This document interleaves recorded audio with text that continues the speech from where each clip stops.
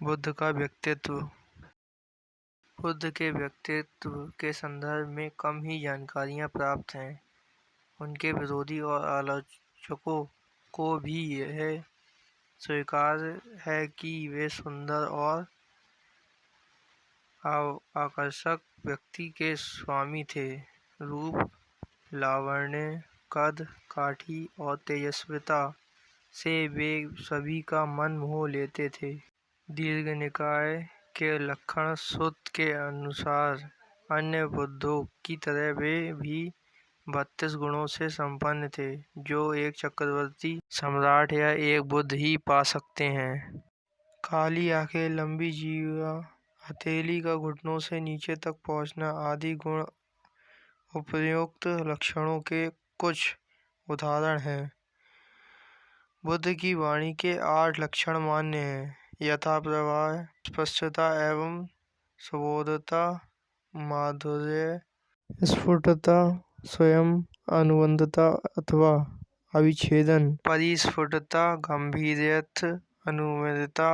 बुद्ध 8 प्रकार का स्वभाव को संबोधित करते थे: यथा कुलीन, विद्वज्जन, गृहस्थ, सन्यासी, चातुर महाराज, तावंतिश्लोक के देवगण तथा मारा। उनकी चर्चा इस प्रकार थी कि वे प्रत्यूष काल में उठकर नित्य कामों से निवृत्त हो एकांतवास करते थे। फिर ब्रह्मचर्य धारण कर कभी बड़े भिक्षु समुदाय के साथ या फिर अकेले भिक्षाटन को निकलते थे। जब वे अकेले भिक्षाटन को जाते तो अपनी कुटिया का द्वार पूरा करते थे। यह भी माना जाता है कि वे यदा कदा कुछ खीड़ामें आश्रय जिनके क्षीण होते हैं, भिक्षाओं के साथ उड़ते हुए आराम से बाहर जाते थे।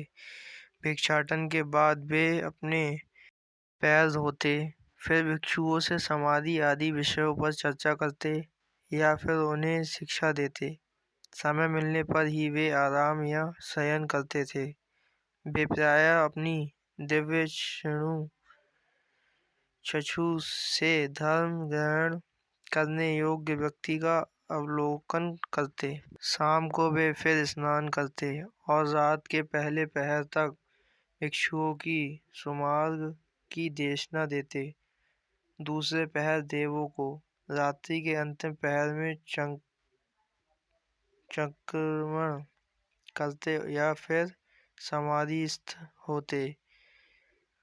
उसके बाद ही वे शयन करते थे। अगले दिन आंखें खुलने पर वे पुनः धर्म देशना के योग्य व्यक्तियों वेनेज का अवलोकन करते।